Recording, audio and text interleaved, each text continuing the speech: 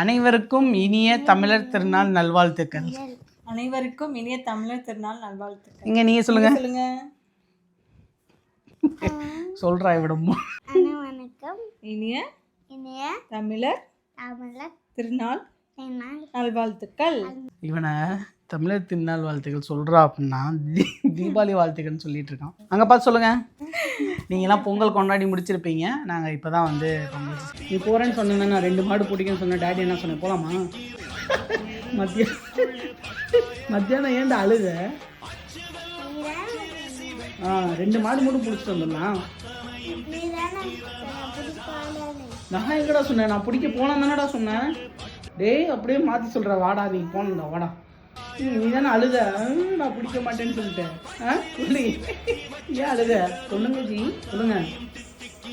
ஜல்லிக்கட்டுக்கு போகிறோம்.